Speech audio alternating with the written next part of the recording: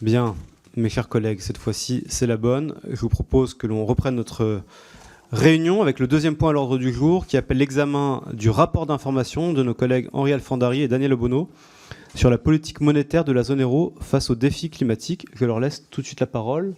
En commençant par vous, Madame Obono. Très bien, allez-y. Merci, Monsieur le Président. Collègues, notre écosystème global est en état d'urgence. Le changement climatique, conséquence des trop nombreuses émissions de gaz à effet de serre causées par les activités humaines, constitue aujourd'hui la plus grande menace existentielle à laquelle l'humanité est confrontée.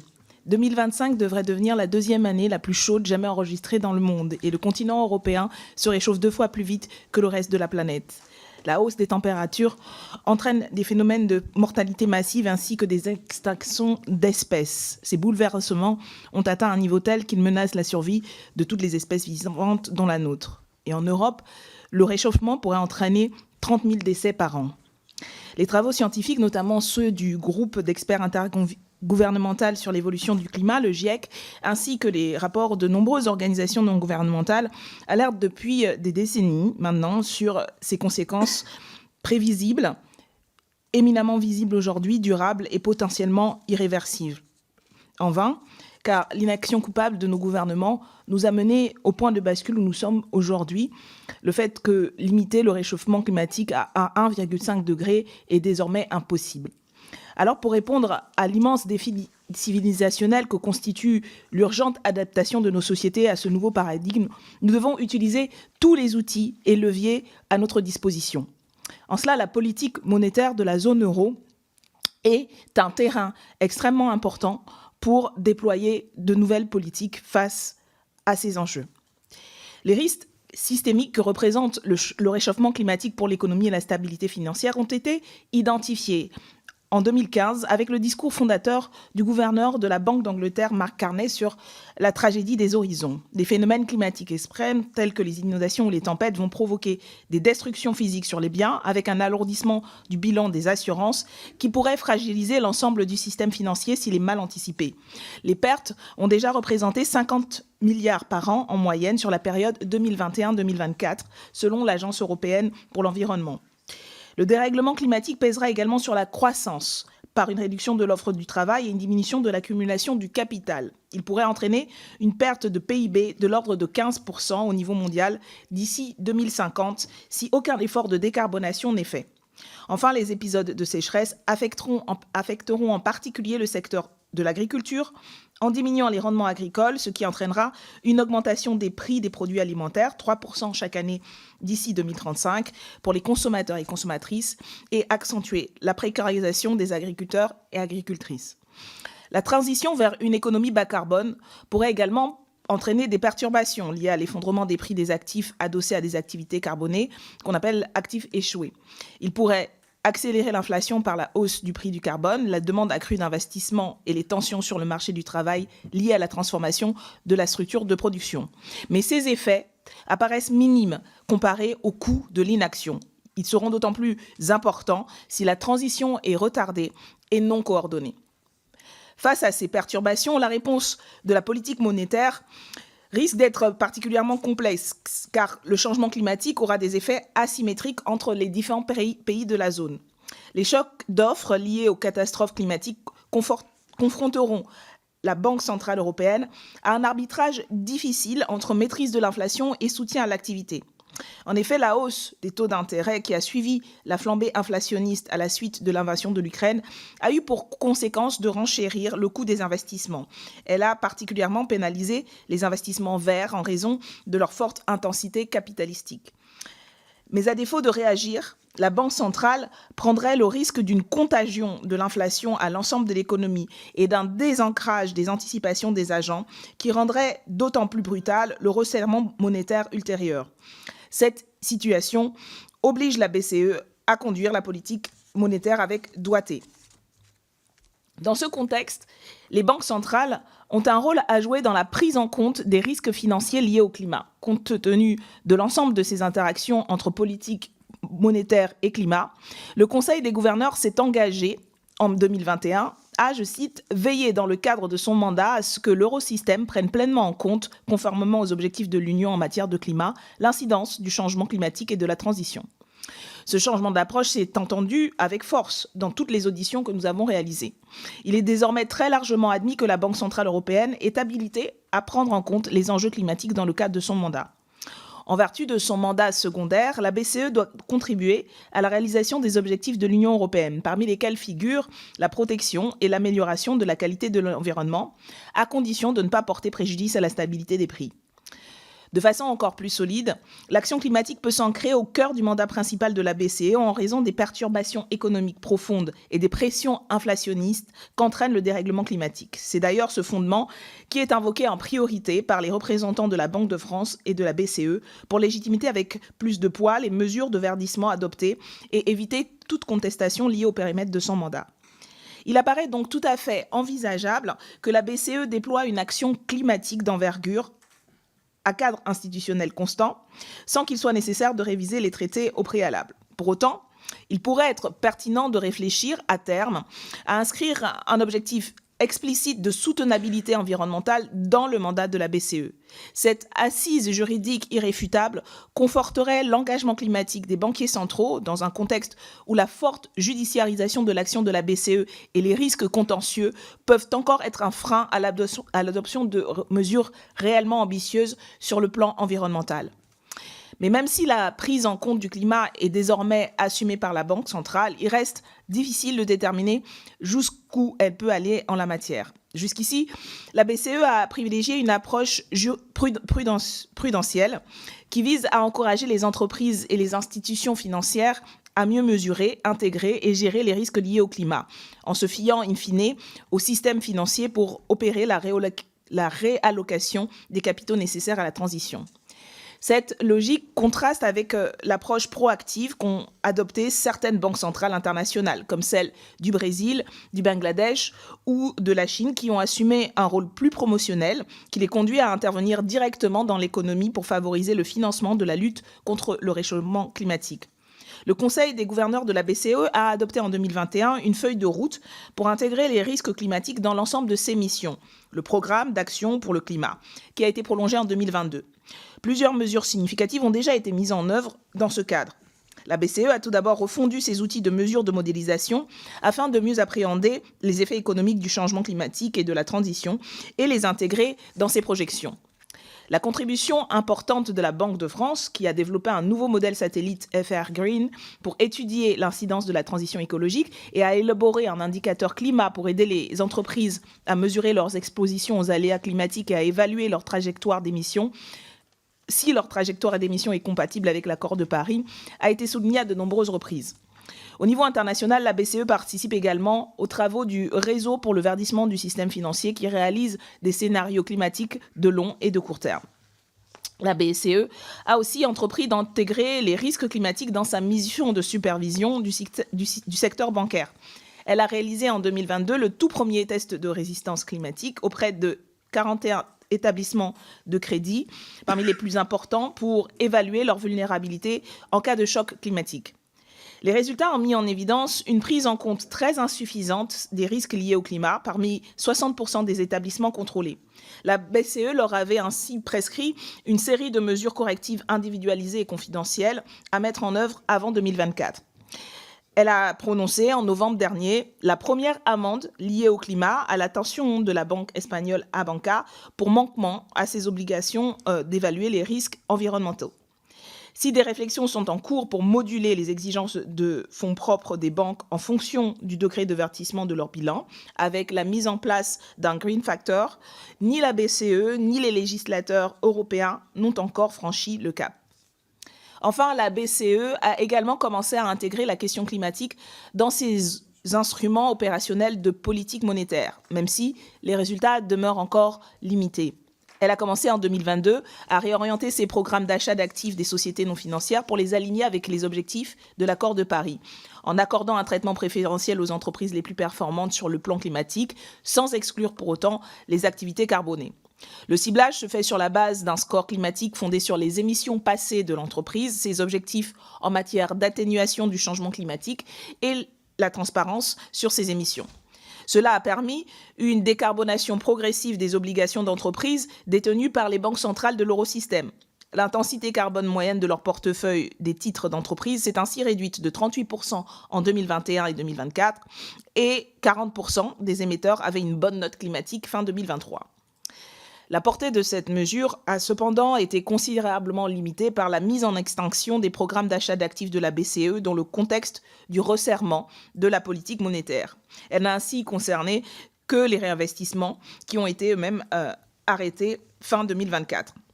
Par ailleurs, les obligations d'entreprise ne représentent que 8% du bilan total de l'eurosystème, qui est constitué à 85% d'obligations du secteur public. Le verdissement global demeure donc faible, à défaut de stratégie de ciblage des émissions souveraines. En parallèle, la BCE a fait évoluer son dispositif de collatéral pour y intégrer les considérations climatiques. Lorsqu'elle prête aux banques commerciales pour les refinancer, la Banque centrale exige en effet que ces dernières lui remettent des actifs en garantie, des collatéraux, pour pouvoir se rembourser en cas de défaillance. Après avoir étudié plusieurs options concurrentes, le Conseil des gouverneurs a annoncé le 29 juillet dernier qu'il appliquerait des décotes aux titres d'entreprises carbonées dans leur valorisation en tant que collatéraux, afin de limiter l'exposition de l'eurosystème au risque climatique. La mise en œuvre est attendue pour fin 2026. Enfin, la BCE a annoncé qu'elle exclurait de ses achats d'actifs et de son dispositif de collatéraux les titres émis par les entreprises qui ne se conformeraient pas aux exigences de transparence en matière de durabilité imposées par la directive CSRD. Mais le trilogue autour de la directive Omnibus a acté une très forte réduction du seuil d'application de la directive sur le reporting de durabilité des entreprises et vide de sa substance la directive sur le devoir des vigilances. Si les résultats sont donc limités, les personnes auditionnées ont néanmoins souligné le rôle de catalyseur qu'avait pu jouer la BCE. Elles ont également pu favoriser des conditions de financement des entreprises inscrites dans une démarche de durabilité, la perspective que les obligations bien notées sur le plan climatique soient plus susceptibles d'être rachetées par la Banque centrale a pu améliorer leur liquidité et, ce faisant, diminuer le rendement exigé par les investisseurs. Je laisse maintenant la parole au collègue Alfandari pour expliquer les enjeux de l'approfondissement de l'action de la BCE. Monsieur le Président, Madame la co-rapporteure, cher Daniel, mes chers collègues, merci Marie de nous avoir accompagnés patiemment sur ce long rapport. Et donc je continue effectivement sur les enjeux d'un approfondissement de l'action climatique de la BCE. Le rapport s'est ainsi interrogé sur l'opportunité d'aller plus loin dans le verdissement des cadres opérationnels de la politique monétaire face au risque de perturbations majeures pour l'économie européenne et l'insuffisance des moyens actuellement déployés. Les investissements demeurent cependant encore très largement en deçà des besoins pour décarboner nos économies et limiter notre dépendance aux énergies fossiles. La Commission estime ainsi qu'il faudrait 620 milliards d'investissements supplémentaires chaque année, soit 3,7% du PIB de l'Union européenne, pour atteindre l'objectif de 55% de réduction d'émissions en 2030.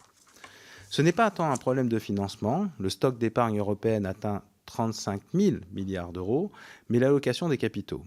Malgré l'adoption d'un arsenal réglementaire fourni pour favoriser l'essor d'une finance verte, taxonomie verte, directive SFDR, qui impose des obligations de transparence en matière de durabilité aux institutions financières, la directive CSRD, la réorientation des financements vers la transition demeure insuffisante. Le principal obstacle au verdissement du système financier est le manque de rentabilité des projets de transition par rapport à leur alternative carbonée. Les investissements verts sont particuliers en ce qu'ils ne permettent pas d'augmenter la production, mais de réaliser des économies d'énergie dont les gains ne se concrétiseront que dans le futur et dépendent de l'augmentation du prix du carbone. En parallèle, les pertes dues aux événements climatiques extrêmes et l'échouage des actifs carbonés sont encore largement sous-estimés. Une étude récente de France Stratégie estime ainsi que sur les 85 milliards d'euros d'investissement brut nécessaires chaque année d'ici 2030 pour décarboner le bâtiment et les transports en France, seul un tiers serait rentable sans intervention publique et à prix du carbone constant. Le financement de la transition écologique supposerait dès lors que les acteurs économiques soient disposés à accepter un moindre rendement en opérant un arbitrage entre rentabilité et soutenabilité. Or, les personnes auditionnées ont constaté que le greenium, le moindre coût de financement dont bénéficieraient les projets verts, demeure faible, voire inexistant. Les marges de manœuvre des États pour améliorer la rentabilité des projets verts apparaissent également limitées. L'augmentation du prix carbone risque de se heurter à la faible capacité de financement des ménages et de peser sur la compétitivité des entreprises dans un contexte de transition non coordonnée. Et il y a peu d'espace budgétaire disponible pour accorder des subventions à la transition sans menacer la soutenabilité de la dette publique. Face aux contraintes de la politique budgétaire, la politique monétaire pourrait jouer un rôle plus actif en accompagnant la transition de l'économie par des mesures incitatives. Le gouverneur de la Banque de France, François Villeroy de Galhau, appelle cependant à ne pas céder à la tentation de la baguette magique ou à l'illusion monétaire selon laquelle les banques centrales pourraient supporter la majeure partie de l'effort. Il est ainsi crucial de préserver l'indépendance et la crédibilité de la Banque centrale pour lui permettre de garantir un environnement économique stable, indispensable à la réalisation de la transition. Il ne faut pas non plus surestimer l'efficacité de la climatique de la politique monétaire, qui aurait une incidence bien plus faible que les instruments budgétaires, fiscaux ou réglementaires. Les mesures de verdissement supplémentaires devraient donc être finement calibrées pour optimiser leur impact climatique, tout en préservant l'efficacité de la politique monétaire et la stabilité des prix. Plusieurs options opérationnelles semblent particulièrement intéressantes et pourraient être mises en œuvre par la BCE sans modifier les traités. Une discussion pourrait être engagée sur le relèvement de la cible d'inflation de 2 à 3 %, comme le préconisent notamment Olivier Blanchard ou Jean Pisani-Ferry et Selma Mahfouz. Cela donnerait à la BCE davantage de marge de manœuvre face aux fluctuations économiques liées à la transition et au réchauffement climatique, tout en réduisant le taux d'intérêt réel, ce qui favoriserait l'investissement. La BCE pourra également offrir des conditions de refinancement plus avantageuses aux banques qui accordent des prêts verts à taux réduit. Cette mesure pourrait s'inspirer des TLTRO, les opérations ciblées de refinancement à long terme mises en place par la BCE entre 2014 et 2024 pour permettre aux banques de se refinancer à taux plus faibles si elles maintiennent leur volume de crédit à l'économie réelle. D'autres banques centrales ont mis en place des lignes préférentielles de refinancement pour les crédits verts, comme au Bangladesh ou en Chine. Selon BPI-France, les TLTRO verts constitueraient un véritable accélérateur de la transition, en répondant aux deux contraintes dont pâtissent les investissements verts, des rendements plus faibles et un horizon plus long terme. Une différenciation de l'ordre de 200 points de base permettrait d'améliorer entre 24 et 54 % la rentabilité des énergies renouvelables. Enfin, la BCE pourrait amplifier le verdissement de ses portefeuilles d'actifs existants, en agissant sur le stock de titres sans attendre qu'ils arrivent à expiration. Il est également essentiel de réfléchir aux moyens d'inclure les titres du secteur public dans la stratégie de verdissement, dans l'hypothèse du retour d'une politique monétaire accommodante. Cela supposerait de disposer d'un cadre harmonisé pour identifier les obligations vertes souveraines. La mise en place de telles mesures pourrait être encouragée par des réformes institutionnelles qui permettraient de mieux appréhender les conséquences économiques de la politique monétaire. Les économistes Jens van Closter et Nick Debord ont suggéré que le Conseil, le Parlement européen et la Commission européenne puissent clarifier les objectifs secondaires de la BCE pour lui offrir un cadre politique de référence à partir duquel interpréter son mandat secondaire sans prescription. L'économiste Éric Monnet propose pour sa part de créer un Conseil européen du crédit, une instance délibérative qui apporterait son expertise au Parlement européen sur l'incidence de la politique monétaire. La faisabilité des mesures opérationnelles évoquées suppose cependant que la BCE dispose d'informations standardisées, certifiées et comparables sur l'exposition des agents économiques aux risques climatiques et leur impact sur l'environnement. La directive Omnibus, sur le point d'être adoptée, est à cet égard inquiétante par le détricotage de la directive CSRD sur les obligations de publication d'informations en matière de durabilité, de la directive sur le devoir de vigilance qu'elle propose. Une simplification était certes indispensable au regard des charges administratives que faisait peser la directive CSRD sur les entreprises concernées, avec l'obligation de renseigner plus de 1200 points de données, dont beaucoup n'étaient pas essentiels ou directement mobilisables. Le choix de la Commission de privilégier une réduction de 80% du champ des entreprises concernées risque cependant de réduire drastiquement la quantité d'informations disponibles. La suppression de l'exigence que les entreprises mettent en œuvre leur plan de transition risque également de limiter l'utilité du dit plan, à un moment où il est crucial de disposer de données prospectives pour accompagner la transformation du brun au vert, plutôt que de soutenir les seules activités déjà propres. La BCE a exprimé ses préoccupations sur les risques qui en résulteraient pour la stabilité financière dans un avis spontané rendu en mai dernier. Alors que les négociations touchent à leur terme, nous soutenons pleinement la position française, qui consiste à privilégier une simplification très substantielle des informations demandées, pour ne garder que les plus importantes, tout en maintenant un large champ d'application de ces directives. C'est une condition essentielle pour que le secteur financier puisse accompagner la transition et anticiper correctement les risques associés au dérèglement climatique. Merci beaucoup à tous les deux pour cette présentation et pour votre travail extrêmement complet. J'ai quelques demandes de prise de parole, quelques orateurs de groupe, en commençant par le groupe EPR et par Constance Le Grip pour 2 minutes 30. Oui, Monsieur le Président, malgré votre air un peu étonné, oui, c'est bien moi qui prends la parole. Au nom du groupe Ensemble pour la République, je voulais, Monsieur le Président, Madame et Monsieur les rapporteurs, chers collègues, dire que le sujet que vous traitez dans votre rapport d'information est vaste, effectivement crucial, tant le réchauffement climatique est aujourd'hui une réalité établie, documentée, étayée par les rapports scientifiques et le travail des scientifiques les plus renommés et les plus sérieux. Et donc, les conséquences économiques du réchauffement climatique ne sont plus du tout des conséquences que l'on pourrait qualifier de marginales. Elles sont absolument essentielles et touchent directement nos économies, nos entreprises, à travers les effets sur la croissance, l'investissement, la stabilité financière, la dynamique des prix. Vous avez fort excellemment précisé, documenté tout cela, et je crois que le constat doit vraiment être appréhendé avec lucidité par tout le monde.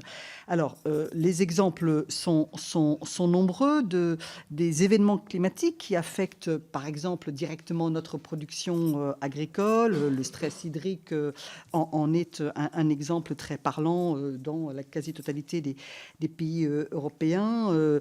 Les événements climatiques perturbent aussi les chaînes de valeur, surenchérissent les coûts d'assurance et donc pèsent sur les finances de nos entreprises comme de nos ménages. Et puis, les tensions sur l'énergie, régulièrement aggravées par les malheurs géopolitiques, contribuent également à de l'instabilité et à des inflations très volatiles. Alors, de tout cela, les entreprises ont pleinement conscience. Depuis plusieurs années, elles intègrent tous ces enjeux dans leur stratégie, à travers la responsabilité sociale et environnementale, régulée par des textes tant nationaux qu'européens. Elles anticipent les risques climatiques, elles anticipent également la nécessité de modifier en profondeur, pour certains secteurs, leurs modèles économiques.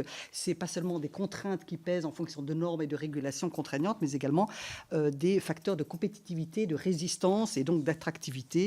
Et il y a là toute une dynamique de marché intéressante qui se met en place et que nous devons reconnaître. Alors, je voulais poser une question plus particulièrement, alors peut-être à Monsieur Alfandéry, parce que c'est vous qui êtes intervenu, mais les deux rapporteurs, bien évidemment, auront certainement des choses à me dire sur le sujet du rôle et des compétences de la Banque centrale européenne, parce que vous avez émis l'idée, et d'ailleurs c'est détaillé dans la page 72 de votre rapport, que l'une des marges de manœuvre qui serait à la disposition de la Banque centrale européenne pour accentuer son soutien au financement de la transition écologique, c'est l'éventuel rehaussement de la cible d'inflation, passer de 2 à 3, comme le préconise par exemple Olivier Blanchard ou Monsieur Pisani-Ferry et Madame Mahfouz dans leur rapport. Alors, on comprend à la lecture de votre rapport que même si vous qualifiez cette idée de hétérodoxe, je reprends votre adjectif, vous la jugez intéressante, mais en même temps, vous avez l'honnêteté de dire que la Direction générale du Trésor en France considère qu'il ne faut pas modifier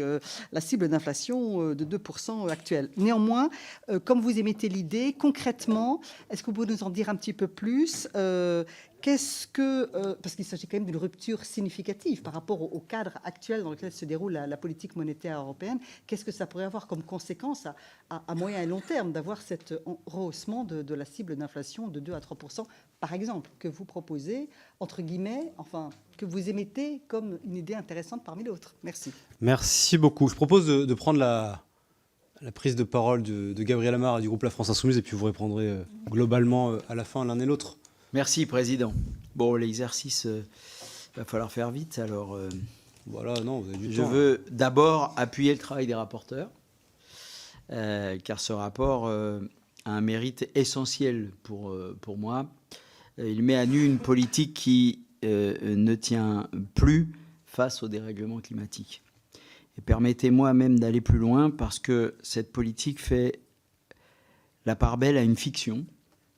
celle de l'indépendance de la Banque centrale européenne, présentée comme un gage de neutralité, de stabilité. Or, l'histoire économique nous enseigne exactement l'inverse. La monnaie n'a jamais été neutre. Elle est toujours orientée, toujours au service d'un modèle de société. Après la Seconde Guerre mondiale, les banques centrales étaient placées sous le contrôle politique. Elles finançaient la reconstruction, l'investissement, l'intérêt général. Ce n'est qu'à partir des années 80, dans le sillage du tournant néolibéral, qu'on a sacralisé leur indépendance, non pas pour protéger les peuples, mais pour les soustraire au débat démocratique. Aujourd'hui, cette indépendance devient pour nous un obstacle. Le rapport le démontre en creux, finalement. Le dérèglement climatique affecte directement l'inflation, la stabilité financière, la croissance. Il rend la politique monétaire elle-même plus incertaine, mais aussi plus violente socialement. Continuer à prétendre que la Banque centrale pourrait rester hors sol, hors du politique, c'est refuser de regarder une réalité en face. Pire, sous couvert de neutralité, la BCE a longtemps favorisé les secteurs les plus carbonés parce que ce sont eux qui émettent le plus de titres financiers. La neutralité de marché est devenue une neutralité contre le climat. Nous devons donc assumer une rupture claire. La Banque centrale doit être placée sous contrôle démocratique. Elle doit être au service d'objectifs politiques explicitement définis. Elle doit contribuer à organiser nos sociétés pour vivre avec le dérèglement climatique en finançant massivement l'adaptation, la transition, les services publics, les biens communs. C'est une exigence démocratique. Si la monnaie décide de ce qui est finançable ou non, alors ce sont les citoyens qui doivent décider. Comme le disait, l'écrivait même Antonio Gramsci, la crise consiste précisément dans le fait que l'ancien meurt et que le nouveau ne peut pas naître. À nous de faire naître une politique monétaire, enfin au service du vivant, du peuple et de l'avenir. Je vous remercie. Merci beaucoup, chers collègues. Chers co-rapporteurs, je vous cède la parole dans l'ordre que vous souhaitez. Attendez, je vais prendre la... Pardon, je n'avais pas vu. Nathalie Codja, pour une question. Merci, Monsieur le Président. Ça va être deux petites questions assez rapides, en fait.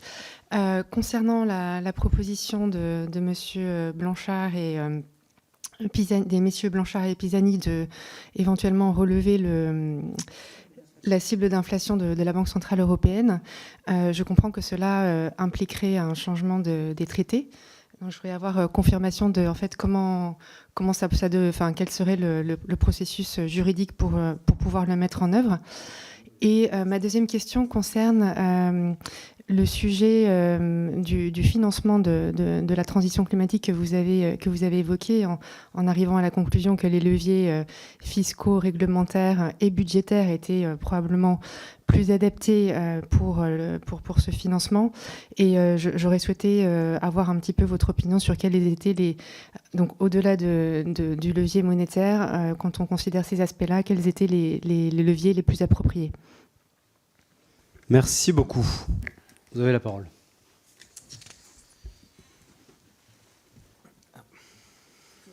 Vas-y. Merci, Monsieur le Président. Je vais vous répondre un peu à tous en même temps, chers collègues, et puis de toute façon, on va vous répondre à deux. Il ne vous aura pas échappé que donc, vous avez deux co-rapporteurs qui ne sont pas sur les mêmes segments idéologiques. Typiquement, sur la question de l'inflation, on est deux. Ça fait partie des choses qui ont été émises. Je ne vous dirai pas que c'est l'objet avec lequel je suis le plus d'accord. Néanmoins, moi, je ressors de ce rapport toujours avec beaucoup d'ambivalence. C'est-à-dire que j'entends que les politiques récentes de la BCE démontrent que le risque climatique peut être pris en charge dans le cadre de son mandat. Qu'avant de dire qu'on va émettre de la monnaie ou qu'on va utiliser des leviers, on a effectivement le devoir et la responsabilité d'arriver à mobiliser les capitaux de l'épargne des Européens pour financer les transitions. Nonobstant, ce qui a été dit plusieurs fois dans le rapport, c'est que ce sont des investissements qui ont des très faible rentabilité, voire des rentabilités nulles. Donc ça questionne quand même beaucoup de choses. On peut aussi agir, comme ça a été dit, à travers les actions de politique prudentielle, que la BCE peut aussi, elle l'a démontré, utiliser des politiques moins conventionnelles, type le quantitative easing, comme ça a été fait. Donc tout ça, c'est dans son mandat. J'entends aussi qu'une banque centrale ne peut pas faire n'importe quoi avec son bilan. Et donc, même si on décidait d'intervenir plus, personne n'est capable de dire à quelle limite les choses peuvent basculer d'un point de vue bilanciel. Donc ça, c'est une vraie question qu'on devrait se poser collectivement. Ça, c'est pour la partie de tous ceux qui nous ont dit, qu'on a auditionnés, qui nous disent en fait, on peut faire, il est urgent que rien ne change. Mais il y a un mais. Il y a quand même un mais. Ce que je veux dire, c'est que le mais, c'est est-ce qu'on fait face ou est-ce qu'on ne fait pas face à un moment exceptionnel ? La question se pose. Notre collègue l'a rappelé, après la guerre, une partie de la reconstruction, alors c'était des actifs productifs, mais a été faite à travers la politique monétaire. D'autres zones économiques aujourd'hui utilisent la politique monétaire pour impulser des politiques publiques. Donc ça, c'est quand même une question qu'on doit se poser. Et donc s'il y a une urgence à effectuer la transition, ça veut dire qu'il y a une urgence à investir. Donc malgré tout, si on a du mal à mobiliser des capitaux privés, si on a du mal à mobiliser un certain nombre de politiques pour faire ces investissements, s'ils sont nécessaires à être faits maintenant et que si le coût ultérieur est bien supérieur, et d'ailleurs on parle que de coût, mais c'est pas qu'un coût, il y a un moment, il y a une limite à savoir dans quel monde on rentre. Donc on doit quand même se poser la question de savoir si on doit intervenir différemment. Et effectivement, ça pose la question du lien avec le politique. Et à minima, ça pose la question du lien avec la démocratie pour au moins qu'il y ait une acceptabilité, une compréhension des politiques menées. Et puis après, je veux dire, on parle tous systématiquement de souveraineté, mais à la base, le premier attribut du souverain, c'est de frapper monnaie. Donc on doit quand même, si on continue à parler sempiternellement de souveraineté, il faut quand même qu'on se repose un peu la question. Donc voilà, je sors du rapport assez ambivalent. Il y a eu, vous avez posé, chers collègues, la question aussi de dire qu'on pourrait utiliser les leviers fiscaux, les leviers budgétaires. Moi, je suis de plus en plus mal à l'aise avec ça.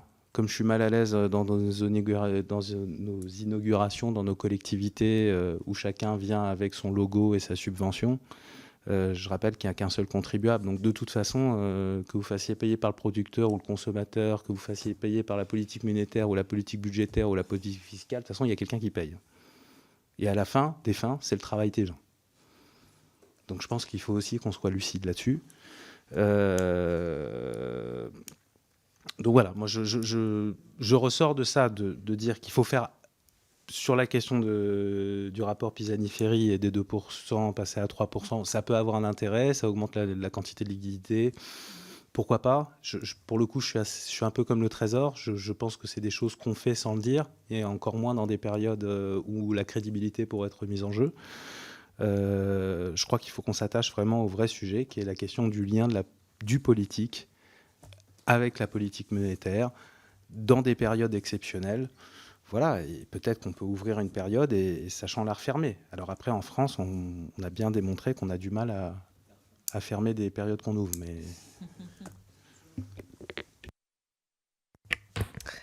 Oui, merci aux collègues pour leurs propos.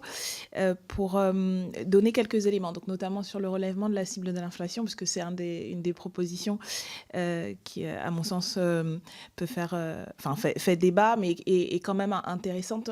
Et ce qui est un des points qui a été expliqué et mis en avant par les économistes qui portent cette idée, c'est d'abord de replacer ce débat dans le fait que, dans le calcul, alors moi je ne suis pas économiste ni spécialiste du sujet, mais de ce que j'en ai étonné, dans le calcul du coût du capital, en lien avec les taux d'intérêt. Ce qui compte, ce ne sont pas tant les taux d'intérêt nominaux que les taux réels. Le taux nominal moins l'inflation. Et donc, une hausse d'inflation, si elle est moins que compensée par la hausse des taux d'intérêt, réduit le coût du capital et la charge de la dette. Et donc, c'est les exemples qui avaient été donnés après la Seconde Guerre mondiale ou après la crise sanitaire Covid. Le regain d'inflation a contribué à faire fondre, en fait, au final, la charge de la dette et le coût du capital. Et c'est un des arguments qui montre que ça peut avoir un intérêt de relever cette cible tout en restant à un niveau modéré. Voilà, on parle de passer de 2 à 3, mais, et c'est pour ça qu'on insiste sur le nécessaire doigté à avoir et la prudence. Mais ça donnerait quand même une respiration. Il n'y aurait pas besoin de changement des traités, puisque c'est au niveau des gouverneurs centraux, et c'est quelque chose qui a déjà été pratiqué. Et rappeler aussi, quand on parle de l'inflation, du risque d'inflation, c'est que dans les risques du dérèglement climatique, il y a cette inflation, et ce risque-là, il est bien plus important que l'inflation modérée qu'on pourrait laisser filer pour permettre une politique au niveau européen.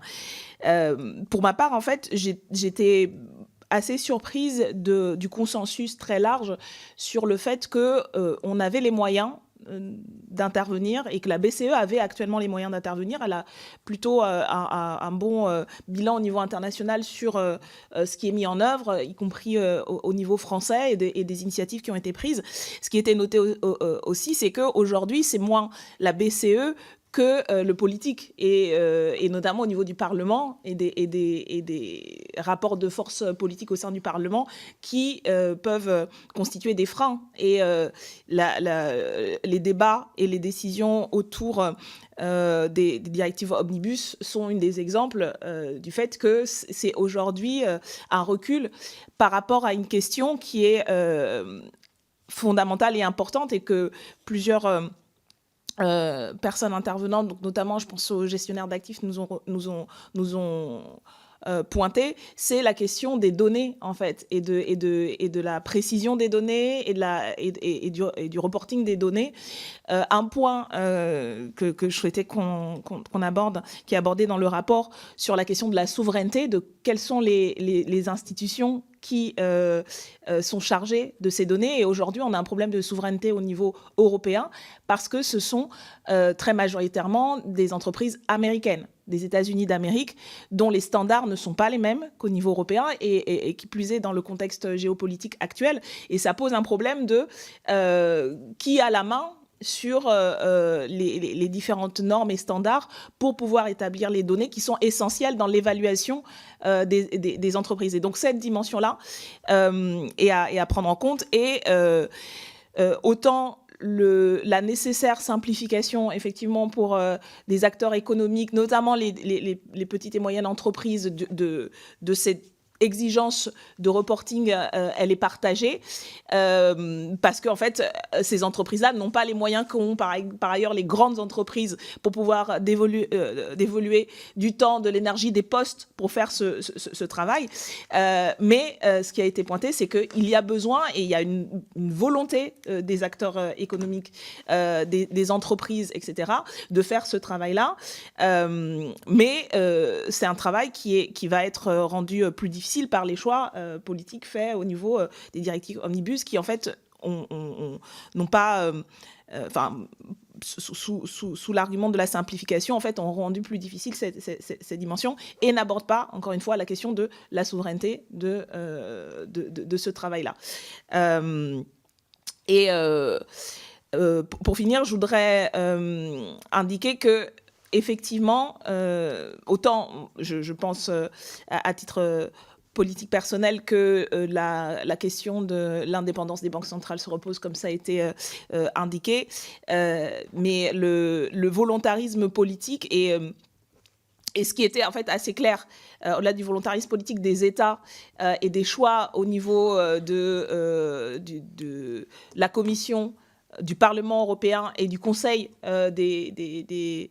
des gouvernements et des représentants d'État, c'est là en fait que va se déterminer. Et d'une certaine manière, en fait, la Banque centrale et les gouverneurs de la Banque centrale, eux sont dans leur rôle, ont pris des initiatives qui peuvent aller encore plus loin comme nous le proposons, mais ce sont les choix, et c'est les choix des États qui vont déterminer si notre Union européenne et sa zone font réellement face aux défis climatiques. Et on en revient, pour le coup, je rejoins le collègue Alfandari, au choix politique et au volontarisme politique qui va être nécessaire, et au choix ensuite en termes budgétaires qui devront être faits. Et je pense que le consensus qu'il y a et qui a permis que les instances de la BCE aient intégré en fait la question climatique est un signe positif qu'on peut aller vraiment plus loin.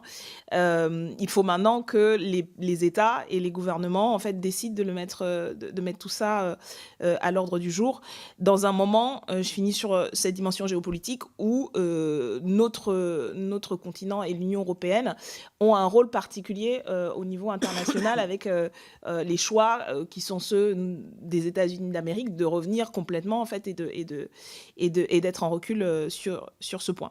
Voilà. Donc, en tous les cas, c'est, je crois, un rapport qui pose et présente des pistes de travail intéressantes sur un sujet majeur. Et je tiens aussi à terminer par remercier notre administratrice pour son travail, sa réactivité dans la production du rapport, et mon co-rapporteur, bien évidemment, pour ces longs mois. C'était un long travail que vous avez porté d'ailleurs tout seul au début, et qui a été très instructif pour moi personnellement sur des sujets financiers dont je ne suis pas très familière, mais dont j'ai apprécié de pouvoir être éclairée par les nombreux experts et expertes qui ont bien voulu répondre à notre sollicitation. Très bien, merci beaucoup à tous les deux. Vous voulez pas rajouter un mot, non? Ah si, j'ai senti que vous aviez envie, c'est pour ça. Allez-y. Deux choses qui me paraissent quand même importantes. Ce rapport, je l'avais fait à la suite du rapport sur le marché du carbone. Et il était d'ores et déjà ressorti sur la question du marché du carbone, et la question se repose sur la directive Omnibus et ce que l'on fait. C'est sur l'efficience de nos indicateurs, le fait qu'ils soient auditables et scalables, que ça soit des choses qui nous permettent de négocier avec d'autres zones économiques. Ce que je veux dire, ce que l'on fait pour nous, il faut que ça soit utilisable pour des Chinois et que ça soit un support des échanges internationaux. Sinon, ça ne fonctionne pas. On a eu un autre débat où on en pensera ce qu'on veut sur l'acétamipride, mais si à chaque fois notre principe c'est de dire qu'on va faire le système que tout le monde nous envie et que personne ne nous prend, ça ne marchera pas. Il faut qu'on arrive à avoir des choses qu'on partage entre les différentes zones économiques du monde et qui font référence. Et l'autre objet, autant je ne serais pas d'accord pour faire de la politique monétaire pour financer des services publics. Là, je pense que c'est l'outil fiscal qui doit le faire. Hein. C'est par nos impôts que nous les finançons, et ça doit être une décision collective. En revanche, réellement, avoir un mécanisme qui permettrait d'investir très lourdement et très rapidement dans tout ce qui est infrastructure, c'est-à-dire rail, énergie, réseau, eau, de tout ce qui va procéder de la décarbonation et qui va amener des services à nos entreprises, quitte à ce qu'on le paye collectivement, mais on les remet dans la compétition mondiale avec des tarifs compétitifs. Je pense que ça amènera aussi de l'emploi, de l'espoir, de la natalité dont notre continent européen a besoin. Et je pense qu'à terme, ça a une véritable rentabilité. Donc il faut aussi regarder un peu les choses différemment de temps en temps. Très bien, merci beaucoup à tous les deux pour votre travail très important tout au long de ces longs mois. Et merci pour cette présentation. Je crois qu'il n'y a pas d'autres demandes de prise de parole. Et donc, je dois vous poser la question habituelle lorsqu'un rapport est sur le point d'être terminé. Est-ce que la Commission autorise le dépôt du rapport d'information au vu de sa publication ? Je prends ça pour un oui et je vous en remercie. Et je vous propose, chers collègues, parce que Vous savez qu'on avait on s'était entendu avec nos collègues allemands du Bundestag pour présenter conjointement nos travaux. Les rapports d'information que nos amis allemands font peuvent venir les présenter ici et vice-versa. Donc c'est quelque chose qui s'est un peu perdu ces dernières années, mais comme c'est un sujet important, si vous avez envie d'aller à Berlin présenter votre travail aux députés du Bundestag de la Commission des Affaires européennes, je pense que ça pourrait être très intéressant de le faire. On pourra débattre avec les collègues. Je pense que c'est intéressant de le faire. Voilà, on a terminé. Il me reste juste une nomination de rapporteur sur la proposition de résolution européenne de M. Éric Pauget et plusieurs de ses collègues visant à inscrire la mouvance des frères musulmans sur la liste européenne des organisations terroristes. Et je précise que cette PPRE sera examinée en séance publique le 22 janvier dans le cadre de la niche du groupe DR. Et donc, je vous propose de nommer l'auteur de cette proposition de résolution, M. Éric Pauget, s'il n'y a pas d'objection à cela. Il en est ainsi décidé. Donc, prochaine réunion, mercredi 7 janvier à 15h, avec l'examen de cette proposition de résolution et l'audition du ministre Benjamin Haddad. Voilà, chers collègues, bonne fin de journée et bonne fête et à la rentrée.